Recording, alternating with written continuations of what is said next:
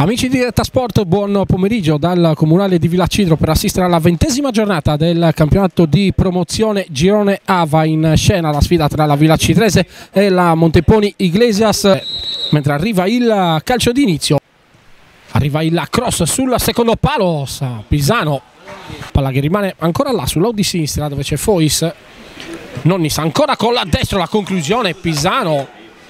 Poi palla che rimane là, Palmas l'allontana in due tempi, mentre adesso entrano in scivolata Palmas e il numero 10 Paulis. Congiu dentro l'area di rigore, si accentra Congiu, l'assist per il numero 7 Ariu. Aru va via molto bene a due giocatori, poi prova il destro, pallone che arriva verso il secondo palo.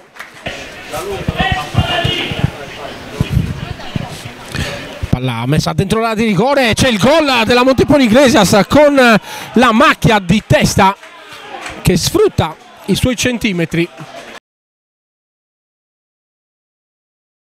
Tenta l'intervento Palmas, non riesce ad intervenire. Ancora Nonnis, si accentra Nonnis, a spazio Nonnis dal limite, il destro, pallone alto.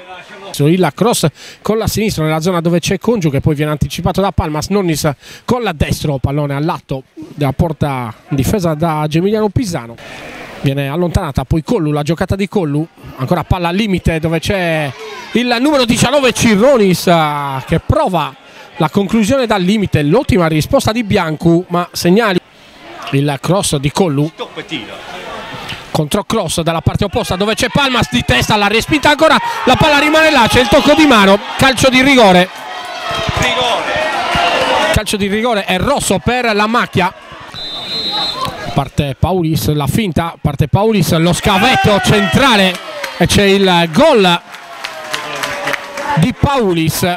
Di Porru può mettere in movimento Ibra, palla dentro per Tronu, la conclusione di Tronu, la palla che scivola sotto il corpo di Biancu. Poi c'è il recupero ancora di Palmas, Collu con l'attacco, pallone che rimane là, prova il destro, palla sulla destra, il controllo di Tronu, cerca di saltare il diretto avversario, entra in area di rigore, pallone messo dietro, a rimorchio, arriva Porru con la sinistro, Porru, la deviazione, il gol della Villacidrese allo scadere, il gol di Porru con la sinistro che regala i 3 punti probabilmente alla formazione padrona di casa. E si chiude qua la sfida tra Villacidrese e Monteponi Iglesias con la vittoria della formazione padrona di casa con il risultato di 2-1.